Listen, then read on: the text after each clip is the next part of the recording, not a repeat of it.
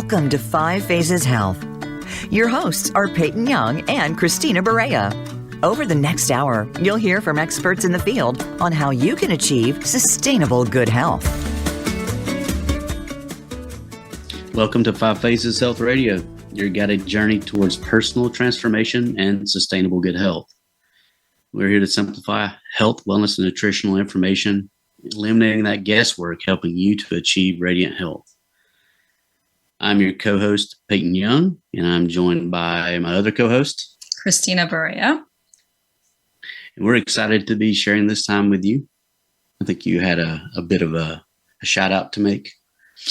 Yeah, so if you're listening to us live, happy Thursday to you. It is December 28th, and we are excited to be on our next live episode with you, talking about preparations for the new year and setting goals and setting intentions. But first, we want to say thank you to everybody who has tuned in to us either live or who has listened to a recorded episode.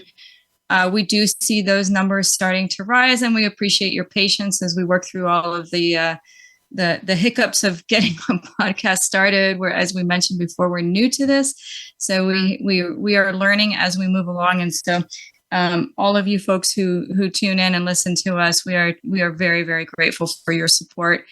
Otherwise, I'm going to turn it back over to Peyton to kick us off with setting intentions and goals for 2024, right around the corner. Yeah, it's pretty exciting. This is the time of the year coming up where everyone will be making New Year's resolutions. I am. I think I probably will too, as well. And so in this episode, we're going to talk about setting intentions. As we approach the new year, it's common to think about setting these New Year's resolutions. And resolutions can be a great way to focus on personal growth and positive changes in your life. This episode, we're going to try to discuss common resolutions, including getting healthy, financially secure, career, family travel, and experiences, and some other things. And we'll also kind of go over setting goals, how to set them, giving maybe some tips on how to set those goals and be successful with them, how to avoid some common pitfalls of the goals you're going to set, and then maybe even getting into how to put inside your environment things such as vision boards or your heroes or items and things that are in your environment that remind you to stay on track with these goals that you've been setting. And then we'll probably talk about a few success stories that maybe we have. And if somebody wants to call in, they can maybe share some of their success stories. We're going to try to be positive on everything that we're doing for this one, because these New Year's resolutions that are coming up, it's super important to have that positive attitude and set achievable goals as we move forward. Sure, absolutely. I love a couple of things that you said in there. But first of all, it's so common, right? Where we are indulging at this time of year, whether it's an activity or most of us since Thanksgiving have been indulging in some foods and celebrations with family. So the most common one that we hear about on January 1st is the resolution to lose weight, right? So I'm going to go to the gym. I'm going to drop those 5. First one, that's right? Usually what most people gravitate towards. Right. Change my diet. Change my diet. Yeah. I'm going to no sugar for the next something. That's so hard. And I've heard of dry January where people abstain from alcohol. There's a bunch of different things that people can do, health challenges in kicking off the new year. And that's a great way to start the year, right? With the intention that this is a new year, it's a new beginning, and it's a chance to implement something that is missing at this particular time, or that is in excess at this particular time in life, and start something new, so that over the course of the year or the time span that's been set aside, then we get to experience the benefit of that challenge and our dedication to sticking with it, and then the results of what that challenge brought to us, right? So this is a great time, right? The beginning of a new year is a great time to marker, a celestial event time calendar to start that process. Plus, it just feels great Sure. to experience success when you Right. set achievable goals. Yeah. Over and over and over. 100%. Right. Yeah. But health is not the only thing. Some people do want to start a new career. Some people want to make changes in their relationships, or they want to have Personal development. Yeah. Right. Fill in the blanks. Yeah. Right. There's so many things. So taking advantage of this time of year to have a marker, I want to say, of progress, right? So if we started on the 1st, and how are we doing in the time frame that we set aside? So just real quick, there's a couple different kinds of goals, right? We talked about in areas of one's life, but if we go into an area, what type of goal do we want to set aside? It can be either a process goal, something that says I'm going to change the way I do things and I'm going to do them better or more efficiently. I'm going to change something about my habits in terms of a process. Like maybe it's getting the kids out the door for school, or maybe I'm going to. That's actually really good. Yeah. Setting up a timetable for yourself Yep. in an area that you are maybe struggling with. Yep. Yeah. Yep. And so, process typically describes the way that we do something, right? So I'm going to change a habit in the way that I do something. We could go on forever with examples, but let's see. Let me think about one that's a good one for me. Right. Okay. So a process, right? So when I wake up in the morning, when I'm not paying attention and life gets the best of me, maybe I don't take those first 30 minutes to be with my own thoughts. So my process there is, instead of waking up and jumping right into the activities of the day and getting to work and going directly to work emails, then it's really important for me to set aside that personal time to let my brain and my body, come into the moment, be present. Yeah, no, like when you start an engine, warm up. That's what I'm looking for. Okay, warm up.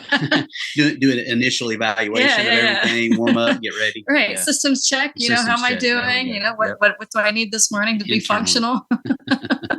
and then keep going. So I have one for that one too. The older that you get, the more aches and pains you tend to have when you wake up and stuff like that. Sure. So you tend to do that physical evaluation as well, that little internal see, like how do I feel? Did I get enough water, as an example, stuff like that. I like to do that. Exactly. Another type of goal within an area, right? So we talked about the different areas. Another type of goal is a performance goal. So that's where you're improving the way that you do something, right? So the way that you execute a task, you're going to improve that. So that might be making it more efficient.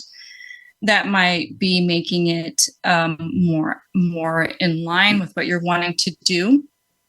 So let's say I'm not prepared with a great example on a performance goal, but let's say maybe I'm going to make sure that when I'm lifting weights that I'm doing proper form, right? So I avoid injuries. That might be a performance goal, or that I make sure that I stay above a certain threshold in my heart rate when I'm outside walking, so that I get the most benefit from the time that I'm investing into that. So that's like a performance goal.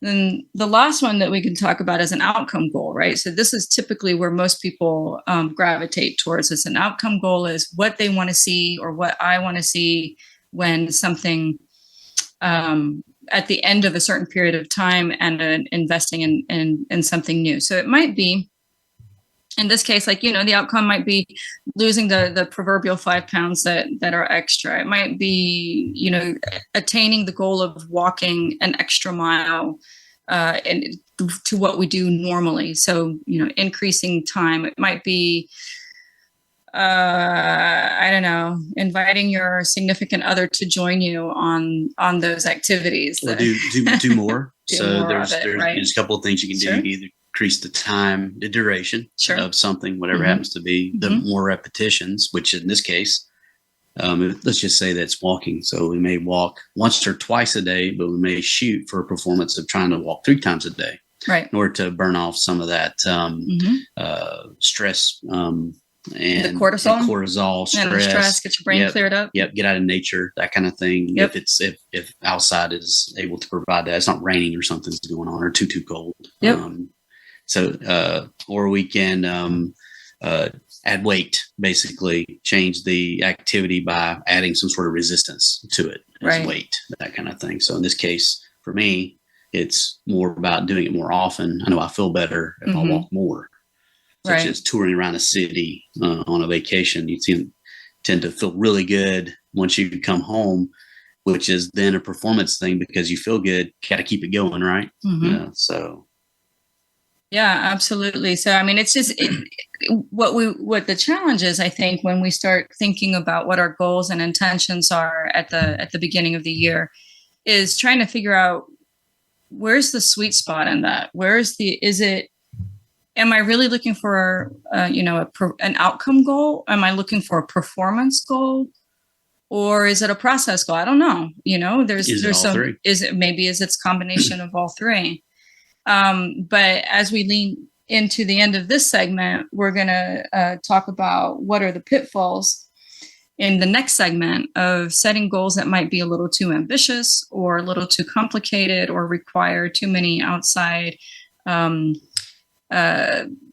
interference, or I always say too many outside external factors to align in order for that goal to be met. So, we all know we have the best intention. It's right after Christmas. We all say, okay, I'm going to go to the gym every day and I'm going to walk 3 miles on the treadmill and I'm going to lose those 10 pounds. And then January 31st comes around and we've missed the gym 3 times and we're still have the 10 pounds. And life is beginning to creep in again, and those habits and so on. So we have those pitfalls. So I have 4 things about this, the goal setting that kind of resonate with me. And that is, it gives you a definable and achievable outcome, a proof. So once you set that goal, a measurable result, something that, as long as it's not too lofty and it's based in a good baseline, you'll definitely get to see something happen. Hopefully it's a good one. Being positive here, hopefully. And the cool thing about that is you can create and set multiple ones of these as well. So you can have a major goal and then have little sub goals to get to that point, which is really awesome. And then once you do have these goals and you are then pursuing them, that creates a habit. And that habit is created through that consistency of the goal. So there's like a compounding effect right there as we move through. Now it's something that you just normally do as part of your everyday thing. And it's basically really great just to have success over and over and over again. It just feels good. Okay. So that's the way I kind of look at it. Well said. Yeah. No, you said you had 4 things. That was 4. Feels good. Number 4 is the feel good. It's the feel good. Yep. Okay, awesome. Well, how about we take a little break here, and then when we come back, we'll talk about the pitfalls of setting goals and, those distractions that happen when life creeps in, and then what we can do to overcome them and so that we can get those endorphins of the happy results versus the negative feedback of not achieving them. So please stay tuned, and we'll see you shortly. Bye. See you right back here. 5 Phases Health is designed for anyone seeking optimal well-being. We simplify health, wellness, and nutrition information into simple steps to help you achieve radiant health. Our teachings merge ancient wisdom with modern science to reach the root of the problem and prevent common diseases. Each week, we explore topics around food, exercises, breathing, and mental inspiration.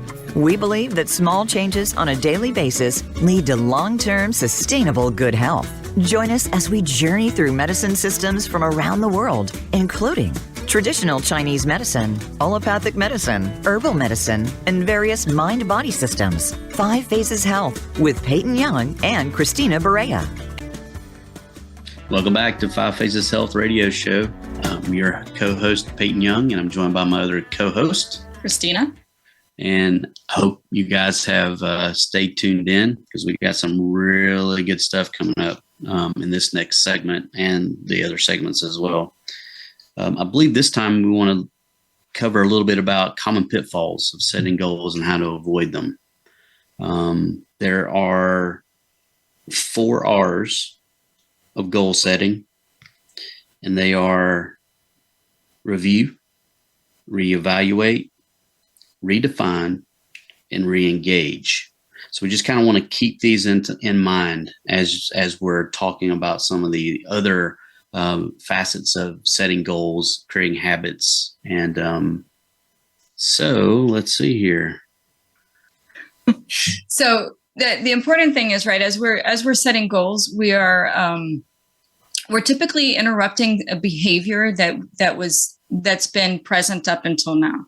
So what the first step is really to start a new habit, a new change, right? So we call that intercepting what was there before. And as we do that, we're bringing in a small piece of change, which we're hopefully going to be able to reinforce over time, which then leads to the process of reviewing and re-engaging, right? So as we make the change, first thing is we're going to identify what is the goal, what is that process, what is that little piece that we want to change, and we're going to stop what we've been doing up until now and intercept with a new behavior. And that behavior is, of course, that's individual based. It's based on what we talked about before in our segment. So once we've identified, let's just take, for example, everybody who's listening, take a moment and think about one behavior in your life that you would like to change starting January 1st, just for simplicity. Don't make it big. Don't make it dramatic. Just something small, something tiny that you think is achievable, and just hold that in your mind and think about the process of what you have to change today in order to get to that particular goal. So let's just say my new goal for January 1st is to have lemon water every morning when I wake up before I have my coffee, because the benefits of having lemon water is that it balances the pH, it rehydrates the body, and it sets the tone for the rest of the day. So if I want to do that, that means I need to make sure that I have lemons at home. I've got to go to the store and buy some lemons.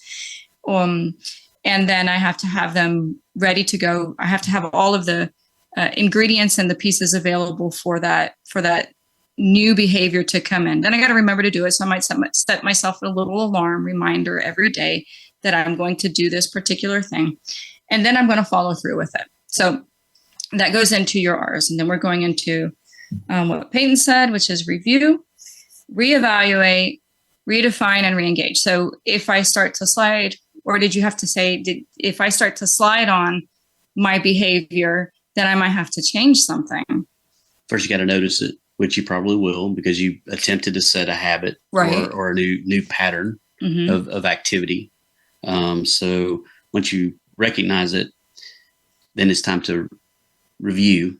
Well, what did I miss? What didn't I do? I missed it on Thursday. Exactly. I missed it. And it was because I didn't have lemons, but I did get the lemons later on in the day, right? Right. So I did go to the store, but I wasn't completely prepared. Right. So maybe I have to buy a few more lemons than I would normally need. So that's reevaluation. How do I make it better? What do I need to make that little bit of a change in order to then know that I'll have my one full glass of lemon water before I exercise every morning, just after I woke up, so that I get the max benefit of cardiovascular and fat burning mode, basically. Sure. And you redefined. Now I need to know exactly when I need to go to the grocery store to pick up those lemons. We're really focused on the lemons here, because we love lemons in our household. Well, it's an easy example. Yeah, and when we don't have them, we miss them. So you got to basically redefine exactly when that you go to get those lemons, and set that up in some form or fashion as a reoccurring reminder or something along those lines. And then the biggest thing, re-engage. Just because you missed a small one or a little bit, or even a big thing, restart, re-engage, commence the activity or the habit that the new pattern that you want to instigate in your life. Sure. When we were, if I can step in real quick, when we were teaching physical classes a lot, we would, we'd tell folks, half of it is just showing up. Exactly. Right. Yep. Half of the learning process is just being available, making sure that you carved out the time and the follow through with the commitment of being present in the class. The learning of the form and or of the knowledge comes second to that, right? First is you have to create mental space, and you have to interrupt your normal behavior in order to be present for something new to come into your life. And so there may be a little bit of letting go of something that otherwise occupied that space and time to allow for a new behavior to come in. And that's just part of the process of growth and transformation, is letting go of some things so that we can make space for the new things that align with what our new goals and intentions are. And I think in the initial example that you gave, there's probably 4 or 5 very specific things that were mentioned, but we could point them out. Sure. That's very specific so that someone will know them, because once you know a thing, it's hard to unknow it. Right. So now you know a thing. And the very first thing was you chose something that was a very simple habit to change, or to a new habit to create. So something very simple. So it's basically making things not too complex, not too long, and basically what I like to call out of range. It's just, you can achieve it because you can't do everything that you might think it's involved with that. So, and that's basically what happens is maybe you do wind up, as an example, getting something it's really hard to really make it stick. So then we're going to divide those up into progressive goals, or cumulative goals. Yeah. So you break it down into small little facets, master or instigate, get those going in your life, and then you add the next piece on top of it, basically. Mm-hmm. But you can't do any of this stuff without having a baseline to get set from. Mm-hmm. In this case, with the lemon water, as an example, we're just not doing it. So that's our base. We want to add it. So we want to add that in there. In other examples, maybe we are going to start up a new cardiovascular routine. We're going to walk, or we're going to lift some weights, or something along those lines. So we've got to know where we're starting from. So we need to do a slight little evaluation.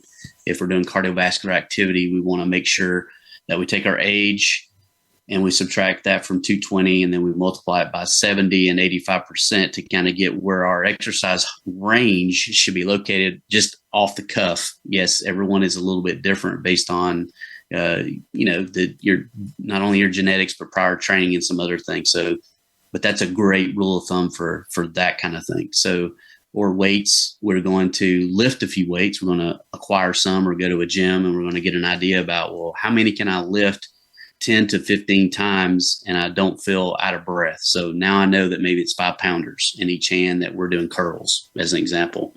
So we're able to do those very effectively. Maybe a little bit too light. So we move up again. So we slowly get an idea about where our baseline is and where we need to start. Another one that you kind of mentioned, but I'll point it out, I thought was very interesting, is to give things a little more time. Be engaged into it. If you fall and off the new pattern wagon, as an example, you get right back on it, get right back on that new pattern wagon, and you keep moving forward. You re-engage, give it some time for it to set in and make some change for yourself. And then the biggest thing, making time for that activity, or the goal that you want to set, and not allow other things to derail you from being able to do those things. Mm-hmm.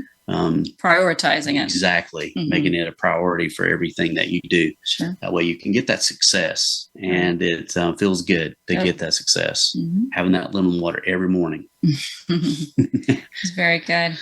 So about the small and attainable goals, I know you said 5 pounds, but it just made me remember there have been a few people that I've worked with, directly, who started with a can of soup. Oh, yes. Because sure. 5 pounds was a little too much, right? Exactly. So especially people who are in rehab stages, recovering from an injury or who have been through surgery.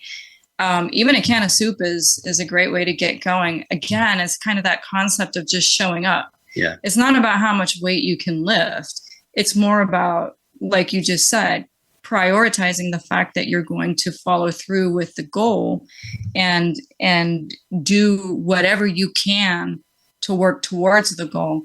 I'm a big proponent of getting positive feedback for just showing up and just for putting in a little bit of effort. And I think that sometimes people give up on their goals and their what they want to do because they feel like whatever they're doing is insufficient. It's not enough. It's not getting them to the goal fast enough. Or like me, too much. And so you get an injury and then you have to quit because you got yourself injured. So there's this big long break that sometimes will happen, that kind of thing. Right. And also if you're, you should always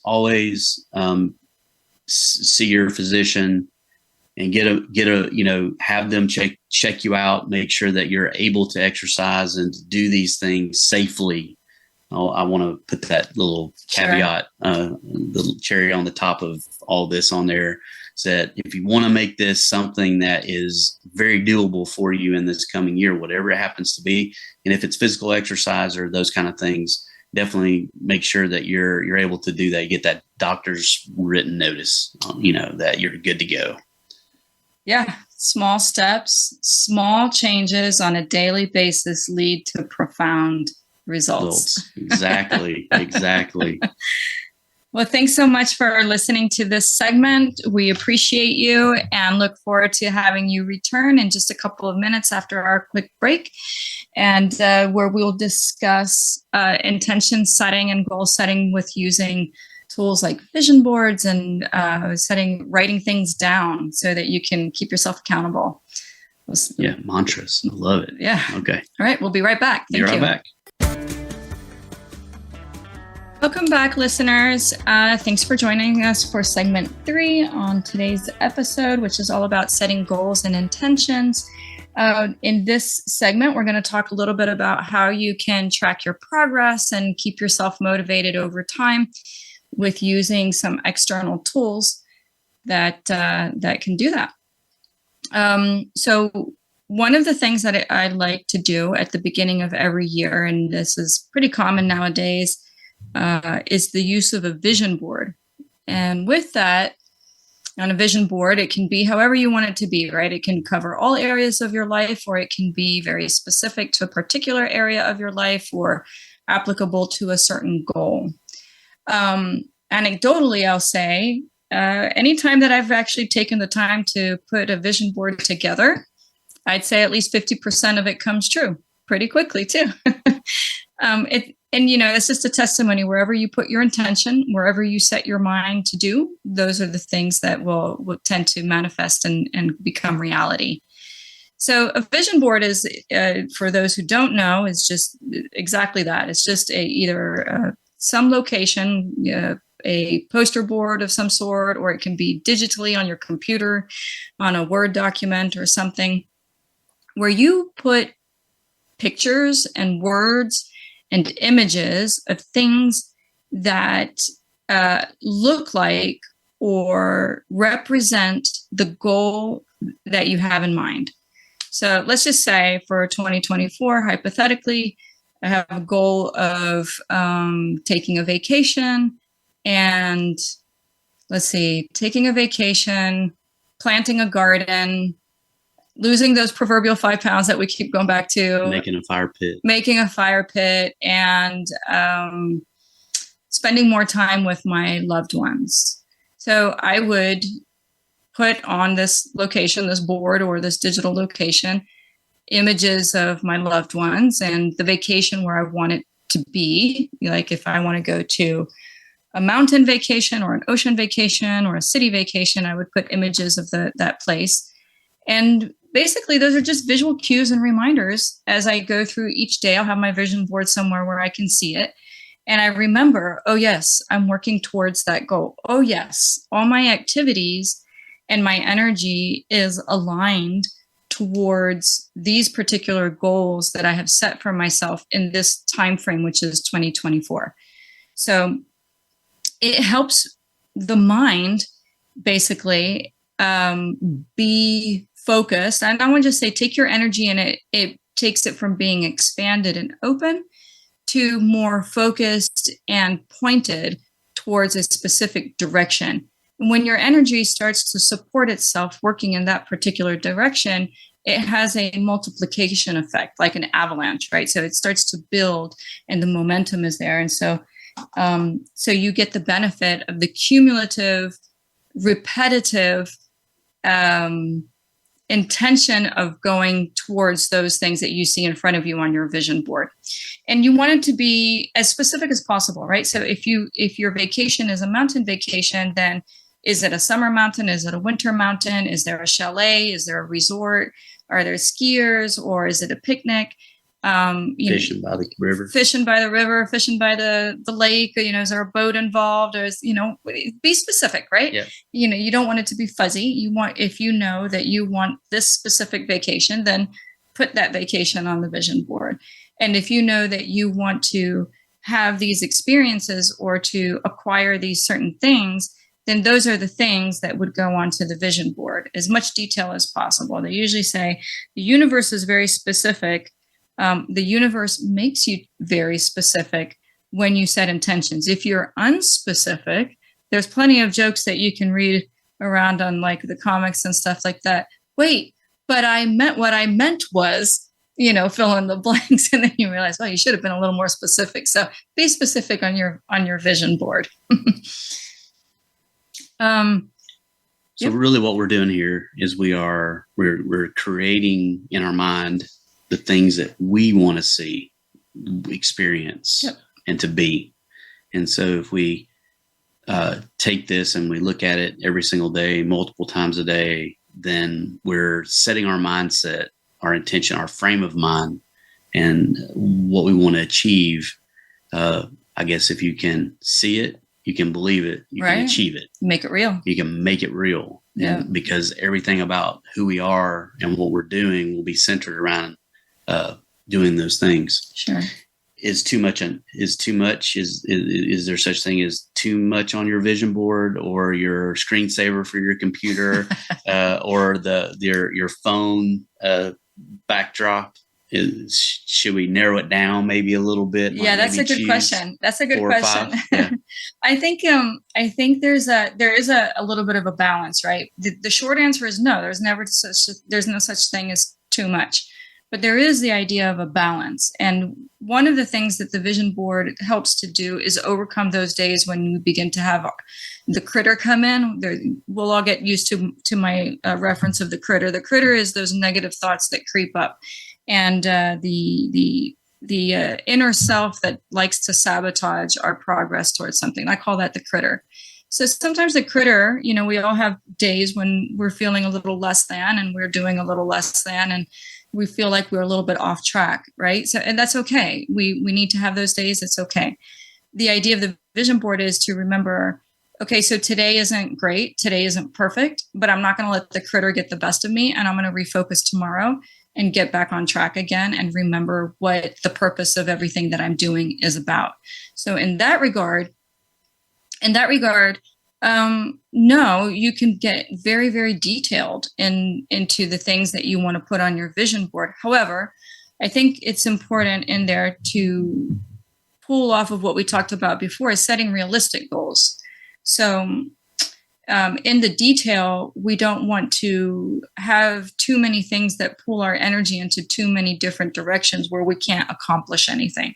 So maybe we focus on 3 key areas, just hypothetically, 3 key areas that we want to see significant change in, or 4. And then we have maybe 1 very specific goal in that area. And then we embellish with a few other things, right? Around it. Yeah. What we don't want to do is get to the point where halfway through the year, we look at the vision board and say, I had 16 goals with 8 details under each one of those goals, and I haven't even reached 2 of them. So it's a little too broad. It's too broad. Too many. Yeah. So it goes back to that. And now, too complex. Right. And now the critter complex. goes, yes, because frustration sets in and that negative feedback loop and all of that. So we definitely want to avoid that. So kind of pairing off of the vision board, we could also add some things to it, such as for the pieces on the vision board that are most important to you, you could do Post-it notes, like on your mirror or at your work on your monitor, as an example. Yep. Or something on your phone that pops up every now and then as a reminder that to do this or that. Of course, it could be a standalone as well. I'm thinking more along the lines of having a vision or having a dream is kind of key. So that's for us, that is our initial, we are dreamers, no matter what. So that's what gets us moving in the directions that we want to, is that idea that I can accomplish this goal or have this experience, that kind of thing.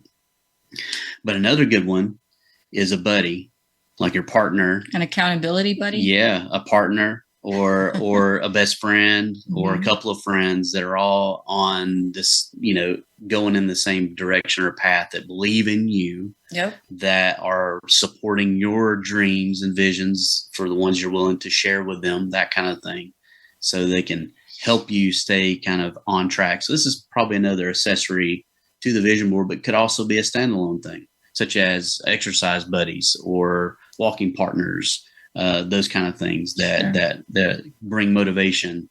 Nothing like a group dynamic, a positive group dynamic to keep you going, showing up every single day, multiple times a day, if that's what you're doing to accomplish your goals, because everybody's sharing the same goal. Facebook groups are really good for that. Yes, there's some private groups where you join based on your common interest, and then you have people who are like-minded who will support you. Yeah.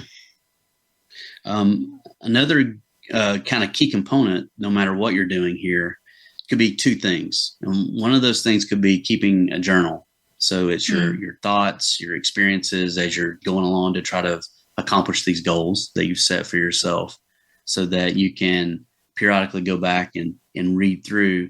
But technically, just the act of journaling or writing is very freeing. And to put it down, then you have it in picture format in your, say, a vision board. But now you're writing it. You're putting in that effort to put it into words, formulating those words onto a piece of paper. So that kind of, to me, that's usually what I do. That helps to reinforce the thing that I'm trying to accomplish, basically. So a side part of that is logging the things that you're doing, especially if it's exercise or diet or some of those kind of things, so that, again, you have something to go back to compare to understand. As an example, maybe you've eaten something that all of a sudden makes you have a bit of inflammation, but you really didn't know what it was. You just feel uncomfortable. Your joints hurt.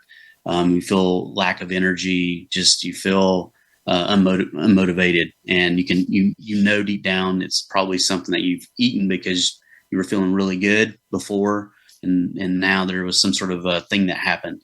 But logging what you're eating can really go back, and you can determine exactly, well, if it was in the last 24 hours, here's where I'm looking. Here's what I ate. Maybe it was something random that you don't normally eat, so maybe to stay away from that one at this point in time. Or maybe it was something that you normally eat that actually they changed the ingredients, so you can go back and take a look. So journaling and logging, super important to help you achieve your goals. Yeah, absolutely. And I really like that you brought in logging your food, right? So since the core concept of this podcast is about aging, longevity, health, fitness, wellness, etc. Food is the number one catalyst, the biggest source of change in our overall constitution. What we eat on a fastest way to make change. The quickest way to make any significant change is to change what you actually eat and consume, right? So that includes anything that goes into the body, whether it's liquid or food or medications and so on, right? So all of that has an impact on our metabolism, on our pH, and so on and so on. And so logging your food is a great way to figure out what works for you and what you could change that will help you reach your goals. And sometimes even if somebody has no particular condition, right? There's no celiac, there's no dairy intolerance, there's none of that. You could still do the practice of elimination and pull things out for a few days to see how you react to it. I suspect that the majority of us would find that there are modifications that we can make every day that would get us into feeling better, looking better, and just overall being better. Now you're hitting on the things of moderation too. There's going to always be something that someone enjoys that is just for mental well-being. I've got to do this particular thing. Sure. And so if you do, maybe moderation, no overindulgence. That way you look forward to it. Exactly. Yeah.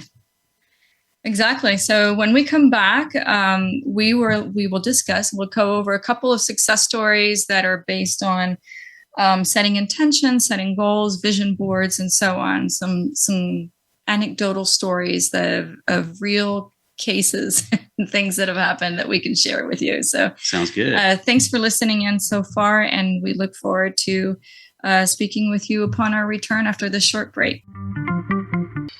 5 Phases Health is designed for anyone seeking optimal well-being. We simplify health, wellness, and nutrition information into simple steps to help you achieve radiant health. Our teachings merge ancient wisdom with modern science to reach the root of the problem and prevent common diseases. Each week, we explore topics around food, exercises, breathing, and mental inspiration.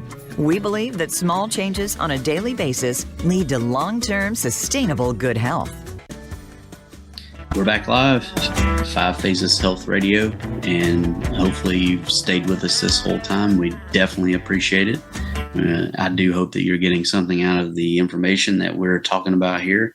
I believe in this last segment, we're going to share a few stories of our success and maybe not success on goal setting. Human experiences. Yes, just human experiences. Although you always review, you reevaluate, you redefine, and you reengage. Those are the 4 steps, the 4 R's. That way, if you do get into a situation where maybe you have to, the habit you're building has to stop because of an injury or something along those lines, you can always find alternatives. Just never give up, and don't be too hard on yourself, right? Exactly.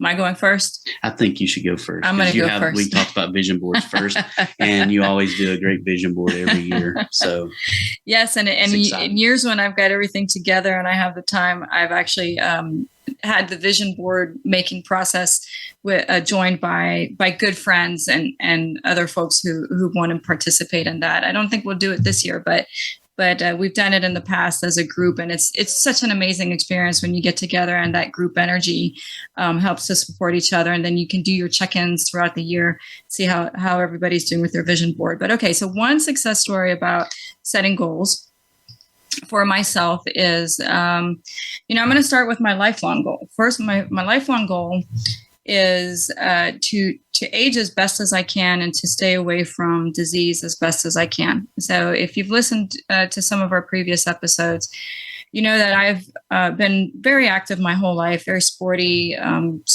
competitive sports, always challenging myself on a physical level.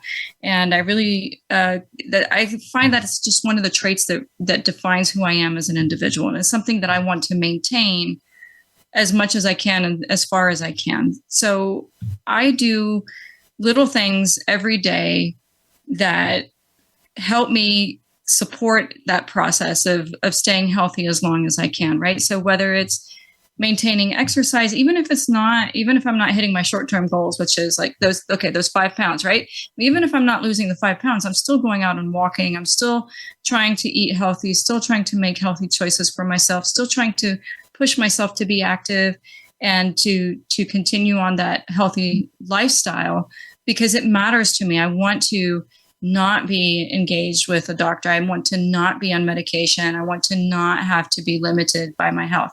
And I'm blessed that I have the capacity to do that right now. So I know for other folks it's challenging. And so that's the purpose of 5 Phases. And our work in the past 20 years has been to help people find that balance and that freedom. But so that's one. And then on a shorter one, I would say it was the year before. Well, it's been a couple of years, maybe. I did a vision board with a group of friends. And I would say one of the things I had put on there is I had never competed I used to be a competitive runner. And I wanted to compete but I wanted to complete a 5K run.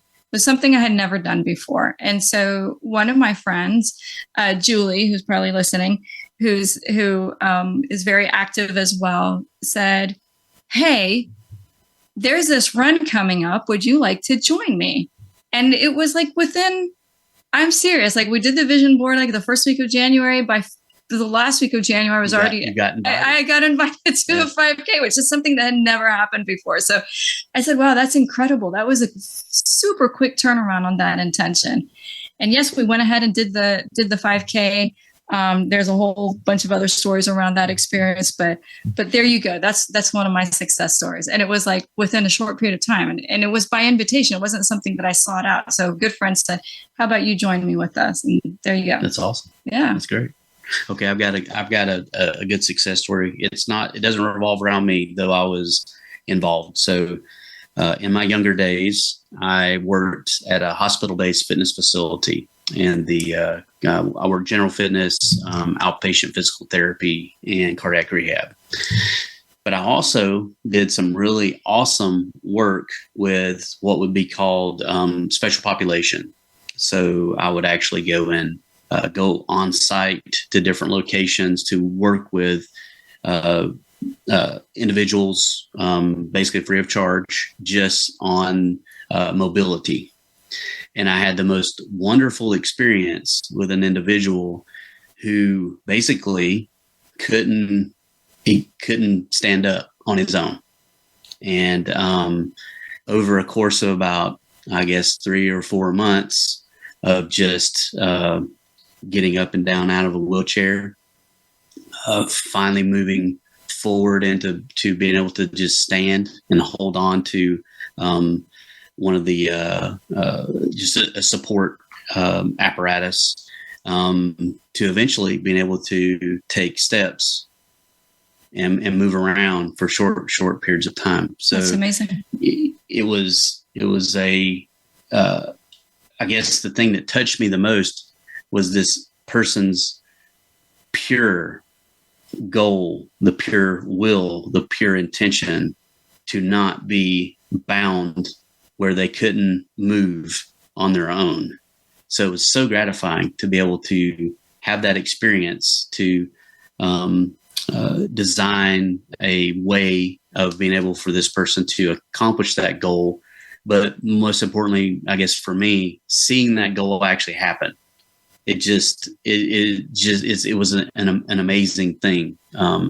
Amazing what the mind what can happen when the mind is aligned with the body and the intent is there. The intent is there. Yep. It's great. And also, when I did work in the cardiac rehab, also we did lots of programs for all different severities of cardiovascular disease. So it was always just a warm fuzzy to go on to that exercise floor and see all these people of all ages. Even there was young people not much older than me at the time that I was doing this work that were in there exercising, and they would ask you questions, and we were doing program design as well, so helping them work through those. So I've seen firsthand how setting your intention, getting that goal out there, maybe it's multi-layered goal, ones that have a compound effect and they build upon each other, creating consistency. It can really, really, really work. And I think probably the key thing I'm talking about here is the willpower to do this, and harnessing that willpower. Well said. Yeah. Well said. Well, thank you so much for joining us today and talking about setting goals and intentions. It's been a pleasure. Join us next week when we talk about starting small. So we'll bring you some tangible things to implement into your daily routine to take you to health and wellness. Thanks again. Thank you for being here, and we'll see you next week. Thanks for tuning into this week's episode of 5 Phases Health. We hope we've given you some tips to improve your health habits. Until we talk again, have a beautiful week.